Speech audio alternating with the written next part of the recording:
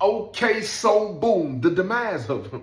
Almighty God. I seen all the requests. And of course, everybody already know I was going to come back with the follow-up. Everybody already know. Penitentiary rules is in effect. Sometimes you ain't got to do nothing but sit back, lay back and watch.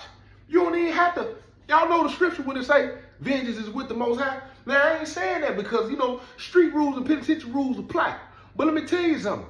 Either way it go, whichever the side of the fence that you on, you going to reap what you sow. Whether you're on the good side and you did something you ain't had no business doing, or you're on the bad side and you reap something because you ain't had no business doing. One thing for sure, two things for certain. Karma always going to catch up with you. What the scripture say? To what measure you give, the measure, it will be measured back to you. Pressed down, shaken together, and shaking and running over. And listen to me. That scripture has not failed me. So I'm walking in the pond one day, right? I'm cooling, you know what I'm saying? I'm busting my lap. I'm meditating, trying to get my mind together. It's early in the morning, it's quiet. Everybody doing what they need to do so they can get prepared for their day. A couple of people are already scrambling because they already know they owe some debts and it's time to pay. It's gonna be a couple of bumps. Hey, let me holler at you real quick. Hey, what's up? Man, you told me you were gonna pay me yesterday, man, yeah? There's a couple of bump down finna take place, you know what I'm saying? Couple of sneaking and geeking going on, you know what I'm saying? Couple of people waiting for people to go to church so they can sneak out and go to the boys' cell, you know what I'm saying? There's a couple of people recording, taking pictures on their phone and recording, you know what I'm saying? So they can go and holler, hey, what your boy keep going over every time y'all dip out, you know what I'm saying? Your boy dipping in what? Dipping in the boys' cell. When? Hey, all right, man, about the second or third time he did it, I was telling my center was talking to me, I'm talking to my center, we were conversing, we had a whole little conversation. My center was like, hey, before you go say that, you know what I'm saying, because what they gonna say, you know what I'm saying, if you ain't got no proof, you ain't got no evidence, ain't no sense in saying nothing, you know what I'm saying, if you can get in, y'all already know I got a story to tell for you. He got caught on candid camera. If you want to hear that story, jump in the comment section and say, I want to hear when he got caught on candid camera, dipping in that boy's cell. So I'm walking around, you know what I'm saying, and as I'm walking around, my guy, old head Nick, come out of the cell. You know what I'm saying? So I'm walking a little faster than him, you know what I'm saying? When I walk by, he's youngin'. What you got going on, Joe T? I said, man, I ain't doing nothing, man. What you got going on, old head Nick? He said, man, I ain't doing nothing. He said, look, I got something for you. I'm gonna drop something on you. I said, what's up? He said, man, listen to me. Don't never allow them to affect what you got going on. I said, what you talking about? He said, I'm just saying in general, Joe T. I'm just saying in general. Whatever you got going on, don't never let that affect, whatever they got going on, don't let that affect what you got going on, man. Don't let that happen. He said, I'm going to tell you something. Anytime you elevating in life, Joe T, so at this point, I'm locked in, you know what I'm saying? I'm going to let the old head talk. I said, man, what he got going on? He said, anytime you elevating in life, Joe T, he said, two things are going to happen with the people that you surrounded by.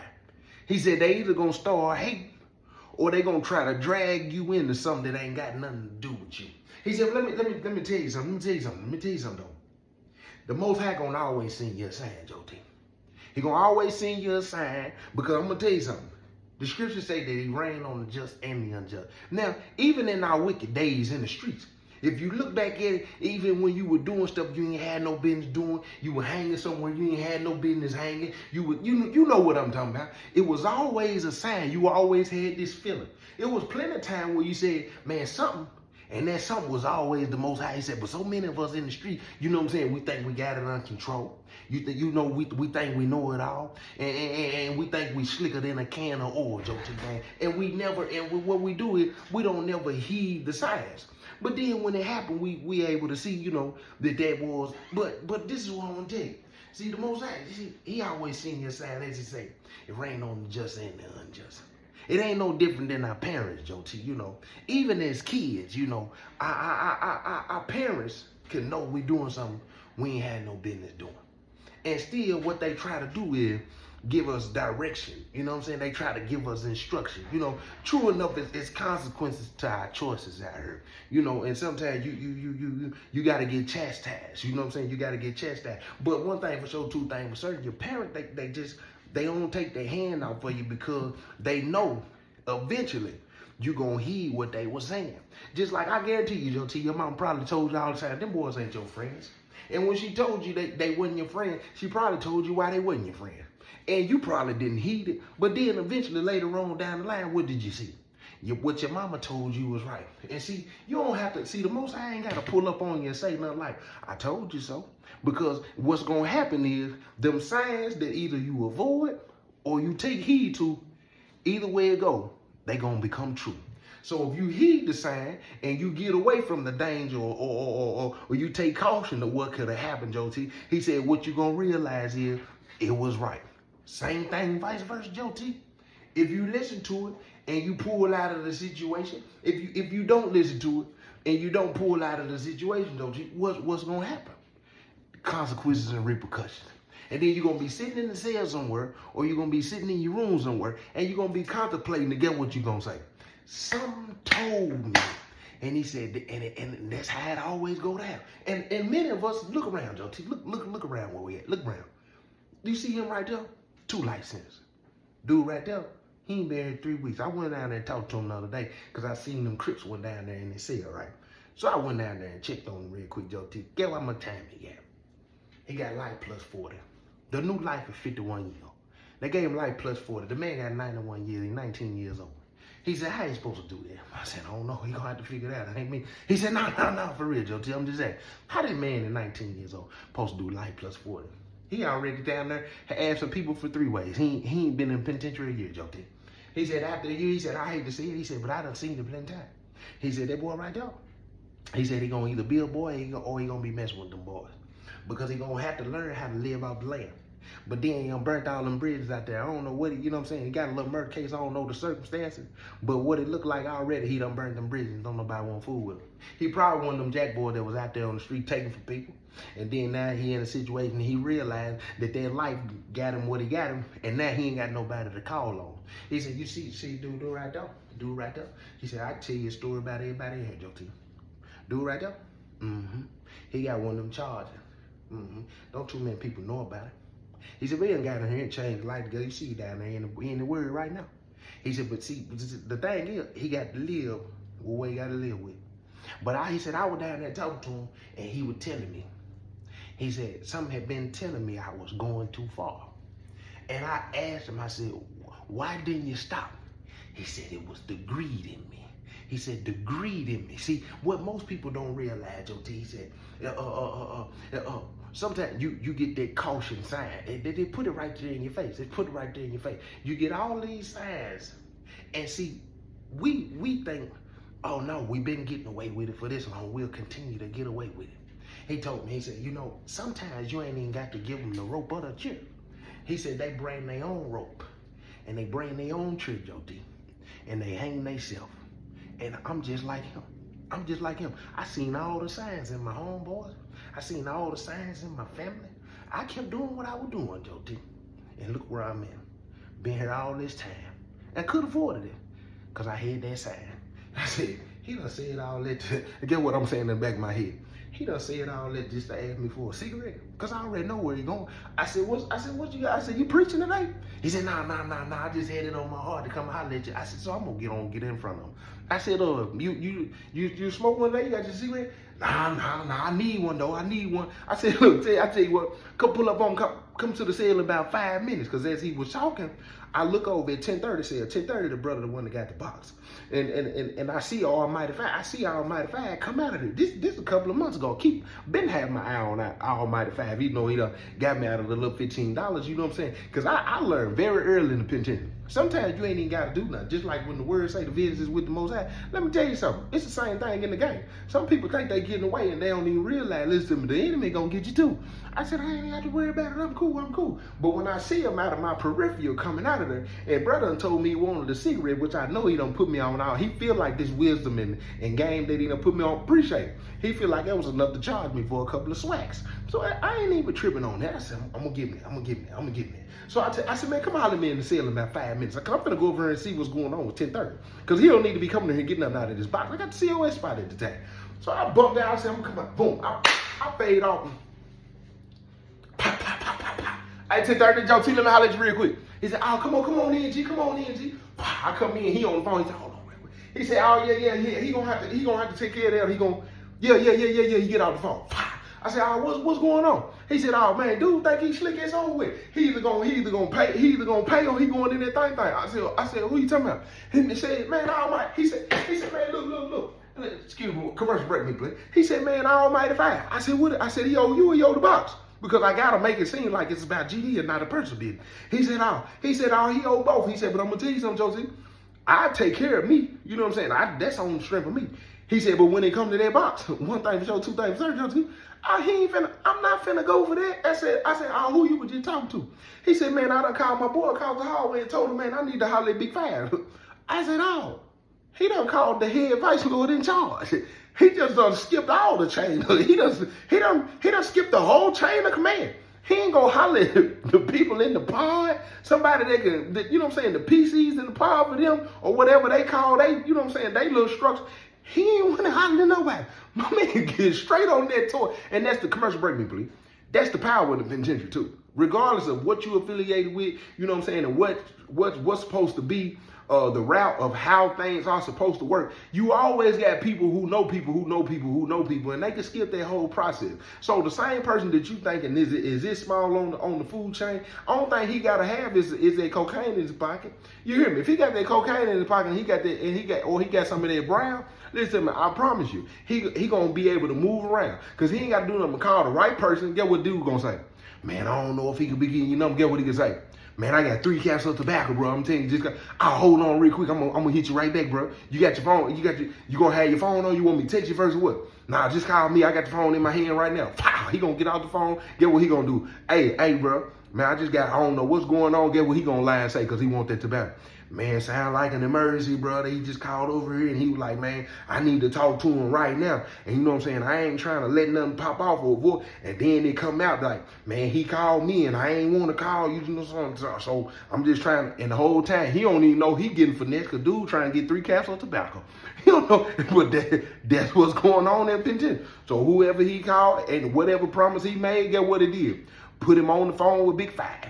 So when he run it down to Big Five, guess what Big Five probably gonna start doing? Because he ain't gonna let him, anybody who ahead in the penitentiary and something like that happen, what they not gonna do, a lot of times they not gonna reveal, they not gonna reveal who the source is, because they wanna keep them relationships intact, just in case something else happens. Because the heads, when you got that kind of rapport with somebody that can get you and they keeping it real with you, it's helping avoiding the head a situation later on down the line, because he can deal with his own. And if I could deal with my own before this situation continues to get out of control, because what Almighty Five, what really would have happened with dude, he probably would have ran into thinking he can get over on the wrong person, would have popped off, and Five them is responsible to aid and assist him. And before you know it, a whole situation done broke out. But now we have a big problem at hand. And as me and him in here talking, guess who come through? G. Edgar Hoover. He had to hear it through the door. He don't even knock. Man, bless his said, hey, G-Body, hey, who owe that box and think they ain't finna pay that box? 10:30, tell him, Almighty Five just come up in here talking about he ain't got the money to pay for this and pay for that. He said, but you ain't got to worry. He said, this cool, bro. I already got it under control. I done called who I need to call. You know what I'm saying? I done got Big Five on the phone. Get what G. Edgar Hoover say. G. Edgar Hoover say, no. We need to play this right. Get what I started doing? Chuckling. I already know what G. Edgar Hoover on. Listen, he on big cross out time. He ain't on, we're going to get him a violation, get him punched on. He ain't on none of that. G. Edgar Hoover is on, if we can get him poked on and sent to the back, we going to get him poked on and sent to the back. And dudes like Almighty Five, listen to me, they always leave a paper trail because they sloppy. They just think they slicker than a can of oil, and they just think they're going to be able to continue to do what it is that they've been doing for a long time. And get what? I promise you this, and anybody can testify to this. Eventually, it's going to catch up with you. Yeah, I promise you. Every single time. G. Edgar Hoover saying, no. Let's find out who everybody owe. I done seen this trick right here in the penitentiary 100 times. I done did it myself to get out of some stuff. That time, one of the G's, I thought one of the G's was finna try to tell on me. Go, hey, matter of fact, go find out who he owe. Because listen, people don't play about debts, especially if you owe somebody that's affiliated. Now, people might not be saying them because they want to keep their business to themselves. But this is just like one of them lawsuits when lawyers say, well, if we got a bunch of people together that's having the same problem, it's gonna be a whole bigger, it's gonna be a different kind of level of consequences. And it's the same thing happens in the penitentiary. This is chess, not checkers. Penitentiary rules in effect. Dramatic effect, me please. So when J. Edgar Hoover say that, I just sit there and chuckle. Guess who come to the door? Pow, pow, pow, pow.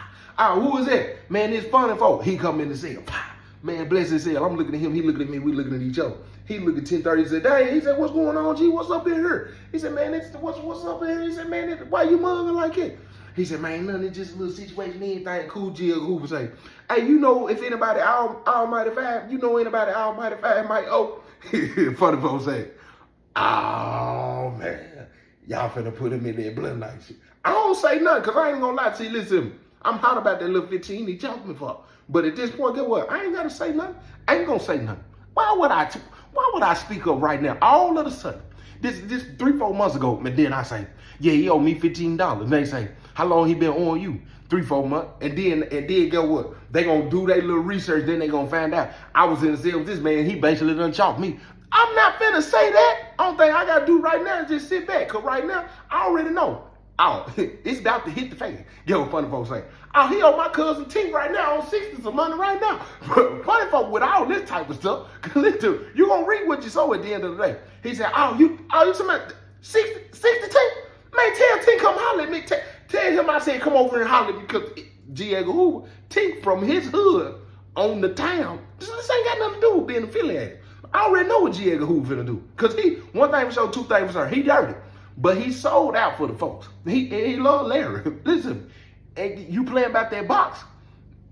Go over and get 60 T. Tell him I said, come over here. I need to holler at him real quick. Because he finna sit down, and 9 times out of 10, I told y'all, J. Edgar Hoover, he like Edgar Hoover, the one created the FBI.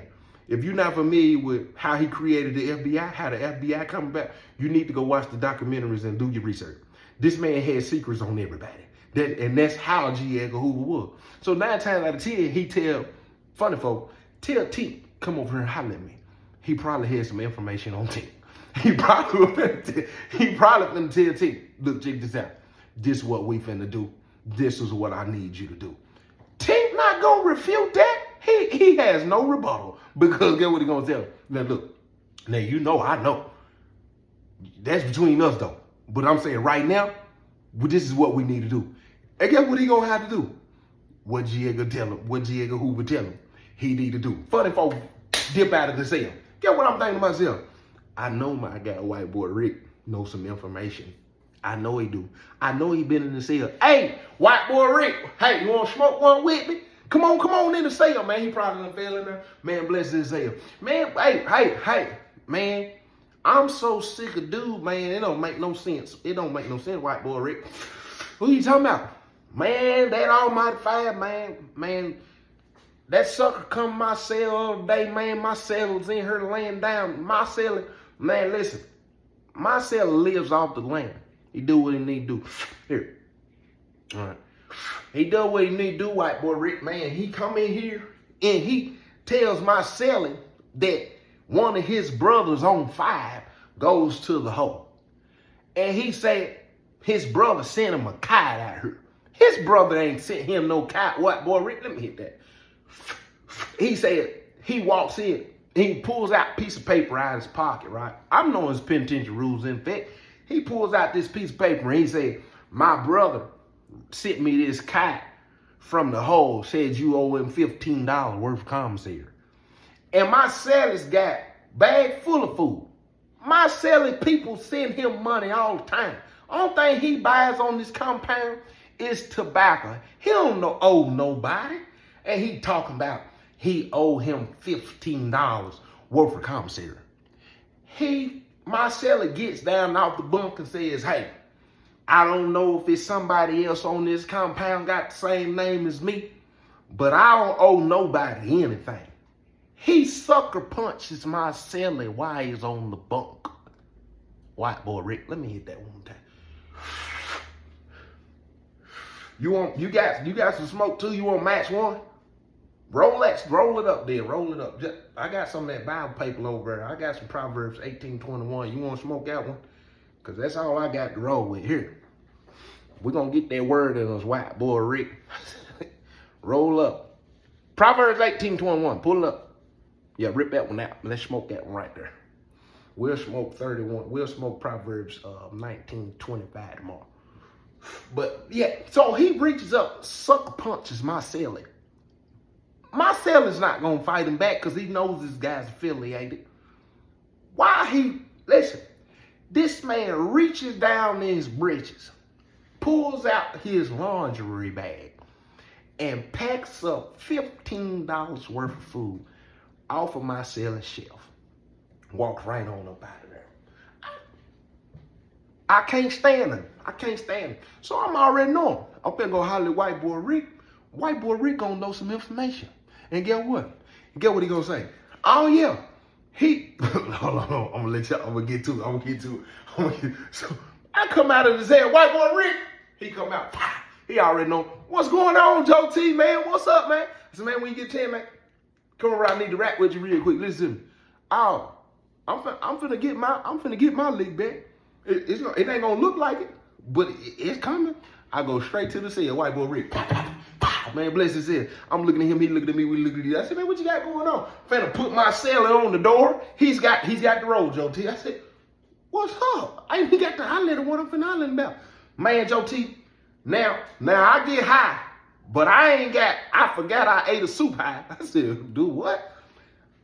So I'm getting ready to fix a meal down there, Joe T. I go down there, I had one soup left, chili soup. The only soups I really like to eat. I go look on my shelf. I know for a fact, Joe T, that soup was sitting right there on my shelf, right next to them, that little bag of refried beans that I had left next to that cheese ball. I was gonna put all that in the meal. I go in here, my cellar's laying down on the bunk. He's watching TV. So I look on my shelf and I see the refried beans and I see that quarter of a cheese ball. And I look down at my cellar. He look at me and my cellar look at each other. I said, Cellar? He said, what's up, Cellar? Like he don't even know what I'm about to ask him, Joe T. He said, where's my soup at? He gonna tell me right dead in my face, Joe T, like I'm crazy. Listen, this man tell me, you ate that soup last night. I stepped back, looked in the mirror, Joe T, and said to myself, let me make sure Boo Boo the Fool ain't written on my forehead. I said, you don't get up off that bunk, Sally. Get up. He gonna tell me what I'm getting up for, Sally. I told him, I'm finna put my foot so far up, it's gonna come out of your throat. He sitting there talking about, man, I'm not finna fight you about no not about no soup. He said, it ain't about the soup. You went on my shelf. Only thing you had to do was ask me, Sally. He said, Sally, I'm telling you, Sally, you came in last night and you grabbed that soup, you threw it down on the floor, you busted it open. I guarantee you look down on this bunk, it's probably some little pieces of some noodles up on the bunk, Sally. You ate that soup last night. Now, I ain't crazy, Joe T. I said, look, hold on, white boy Rick. He said, what is it? I said, man, here, bro. There go 2 soup. Man, I don't want them soups from you, Joe T. Man, my cellar's told that soup. I know he did. I get high. Like I said, but I ain't forgot a soup high. Now, I ain't no fool. I said, man, forget all that. He said, man, what's up, Joe T? I said, Almighty Five. You want me to stick him, Joe T? I said, wait a minute. Whoa. Ain't nobody sticking nobody up, and we're not going no maximum security. Because I don't know what you're going to do under pressure. What do you mean what I'm going to do under pressure, Joe T? I ain't no snitch. I ain't never been no snitch. I could have told on people and never been in the pandemic, Joe T. I got some people I can tell on right now. Right now, Joe T. He get to look around like he was in. I said, what you look around for? I'm just telling you. I got some people I can tell on right now. And I guarantee you, they come let me out of the penitentiary. I ain't no snitch. I ain't no snitch. I ain't never been no snitch. I ain't gonna be no snitch.